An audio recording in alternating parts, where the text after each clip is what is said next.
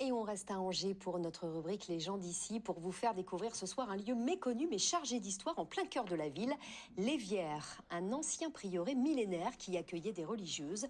Face à la crise des vocations, elles ont cédé le site pour en faire un tiers-lieu atypique que nous font découvrir Jérémy Armand, Denis Leroy et Nathalie Salut-Tendron.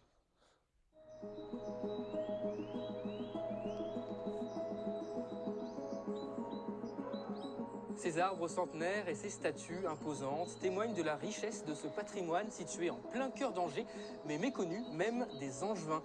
Bienvenue ici à l'Évière, un havre de verdure de 3 hectares où fut fondé il y a près de 1000 ans un prieuré qui fut ensuite occupé par des sœurs qui ont décidé finalement il y a 5 ans de se séparer du lieu et de le confier à un mouvement de chrétiens laïcs qui en ont fait tout autre chose, habitat partagé, chantier solidaire, école. Et pour tous ces colocataires, la journée commence au temps de la prière.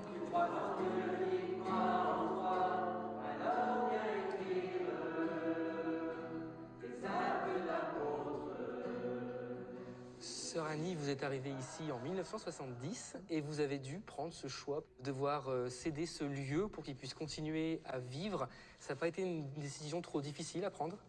Dans la mesure où on transmet à des œuvres qui peuvent continuer dans les convictions que nous on avait, même si on n'est plus partie prenante, on sait que par derrière, il y a quelque chose qui se continue, quoi.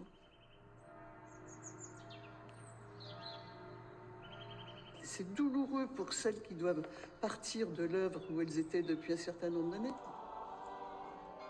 Dans une famille, les enfants s'en vont, ils continuent quand même quelque chose et c'est très réjouissant au contraire.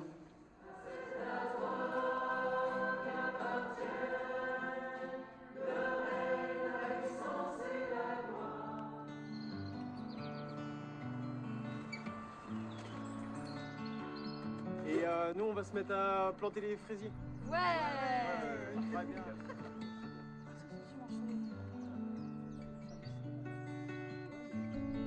Après, tu ramènes de la terre pour que ça vienne jusqu'au collet. Si tu veux, Edith, tu peux planter à partir d'ici, là. ah oui. Et vous profitez de ces chantiers hebdomadaires aussi pour faire du lien social. C'est vrai que quand vous êtes arrivé ici, vous aviez connu des moments compliqués. Des galères, oui. Des grosses galères de santé, de tout. J'avais besoin de ça, de renouer le contact avec l'humain.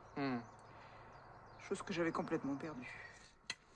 Ici, on a quand même pas mal de gens cabossés par la vie. Et finalement,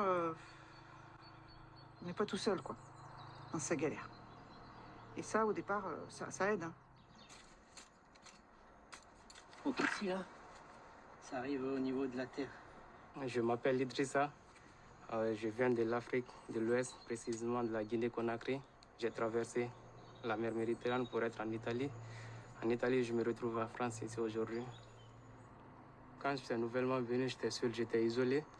Mais du coup, je viens ici parfois partager des idées avec eux. Ils m'apprennent quelque chose. Du coup, ça m'aide aussi à m'intégrer.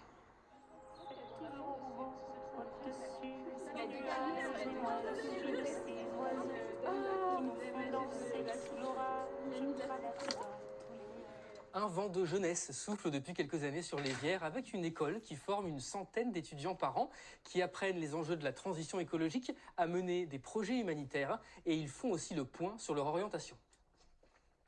Pour préparer cet atelier, il y a un petit questionnaire à remplir. Est-ce qu'il y en a qui ont des objectifs concrets qui vont vous permettre d'avancer de manière efficace? Moi, j'ai un rendez-vous professionnel à 14h30 et des appels à passer pour trouver un stage solidaire. L'année dernière, j'étais en bac général, donc j'ai eu ma mention, voilà, j'ai bouclé le bac, sauf qu'au moment de Parcoursup, j'étais complètement perdue.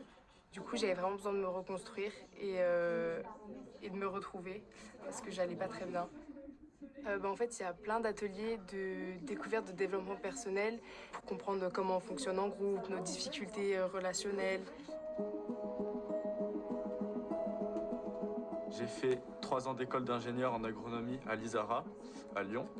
Puis j'ai arrêté. J'ai fait une année de césure en Australie. Je suis venu là pour retrouver mes qualités. Donc la bienveillance, l'empathie, les qualités plus humaines. J'ai envie de me retourner vers un métier plus humain.